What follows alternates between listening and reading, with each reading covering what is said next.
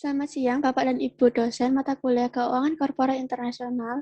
Kami dari KPA kelompok 6, saya Graciela Gunawan dengan NRP 1302194 dan teman saya Faranda Bianru Abdillah dengan NRP 130219382. Kami akan menjelaskan materi tentang penggunaan kontrak forward hedging secara konvensional dan syariah dalam meminimalkan risiko nilai tukar pada studi kasus PT Indofood. Yang pertama, pendahuluan, isu atau masalah penelitian. Perusahaan yang semula dalam skala nasional terdorong untuk melakukan pasar internasional. Perdagangan dalam pasar internasional berdampak pada macam-macam jenis alat pembayaran dan mata uang. Fluktuasi kurs dapat mempengaruhi jumlah arus kas yang masuk yang diterima dari kegiatan ekspor perusahaan, serta mempengaruhi jumlah arus kas keluar yang digunakan untuk membayar impor. Adanya fluktuasi valuta asing juga menimbulkan kerugian dan keuntungan selisih kurs pada pertukaran valuta asing.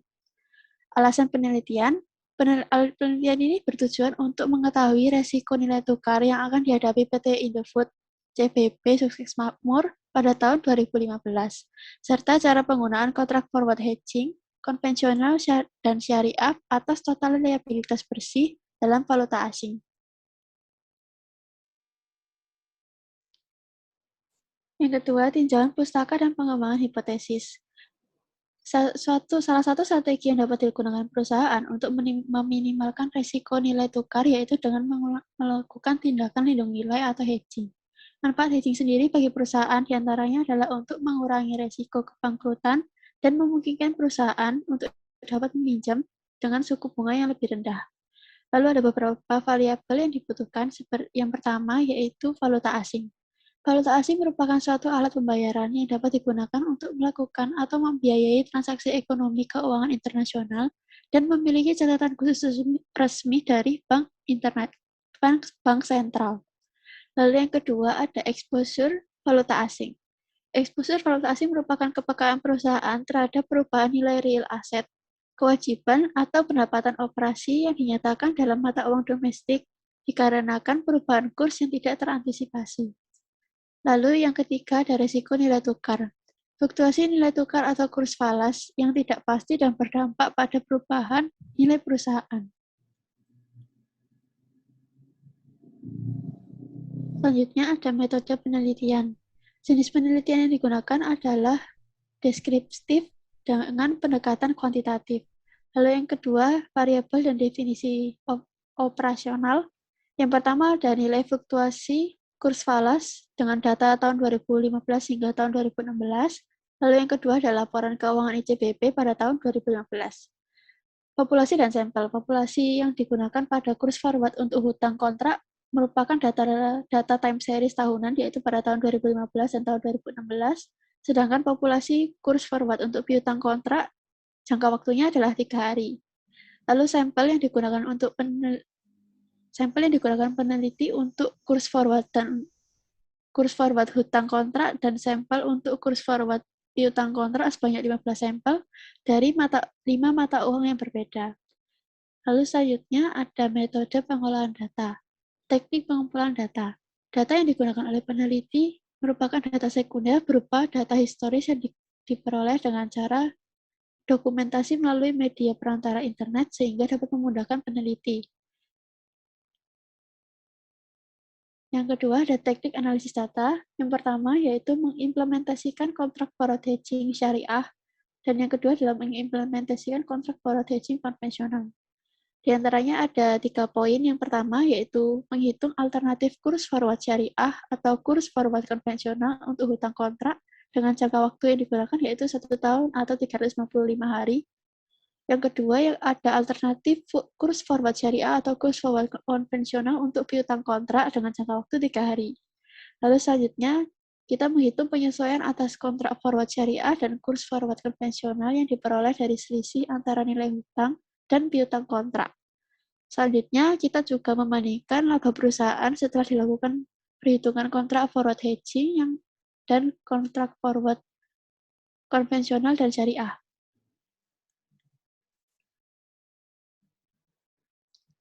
Selanjutnya, hasil penelitian dan pembahasan. Yang pertama, penerapan kontrak forward hedging syariah atas liabilitas bersih. Perhitungannya menggunakan acuan resiko nilai tukar dari beberapa mata uang. Lalu di sini adalah dua tabel. Tabel yang pertama yaitu perhitungan hutang kontrak menggunakan alternatif kurs forward syariah dengan periode 1 tahun pada tanggal 2 Januari 2015 hingga 2 Januari tahun 2016. Lalu pada tabel yang kedua ada perhitungan piutang kontrak menggunakan alternatif kurs forward syariah melalui 3 hari dari tahun 2015 pada tanggal 31 Desember hingga 2 Januari tahun 2016. Dari kedua tabel yang sebelumnya kita dapat menyimpulkan bahwa perusahaan mempunyai hutang kontrak dan kontrak piutang sejumlah 664.988.000 dan 722.117.000. Pada tanggal 2 Januari 2015 pada tahun 2 Januari 2015 setelah berlakunya perhitungan kontrak forward syariah, kontrak 1 tahun telah disetujui, perusahaan akan mendapatkan keuntungan dari perubahan kurs sejumlah 57.129.000 dan segera melakukan penyesuaian dari kontrak piutang.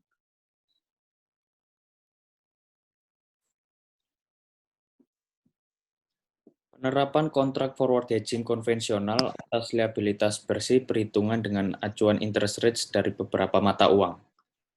Yang pertama, perhitungan hutang kontrak menggunakan kurs forward konvensional dari periode 1 tahun dari tanggal 21 Januari hingga tanggal 2 Januari 2016 yang ditunjukkan pada tabel 12. Yang kedua, perhitungan kontrak piutang dengan menggunakan kurs forward konvensional periode 3 hari dimulai 31 Desember 2015 sampai 2 Januari 2016 yang ditujukan pada tabel 13.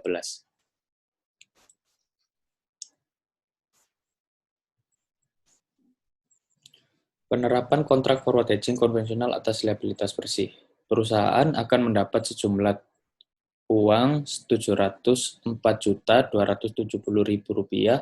dan Rp722.593.000 dengan mengakui adanya kontrak hutang dan kontrak piutang setelah dilakukannya perhitungan kontrak forward konvensional pada 2 Januari 2015 dengan disetujuinya kontrak 1 periode atau 1 tahun.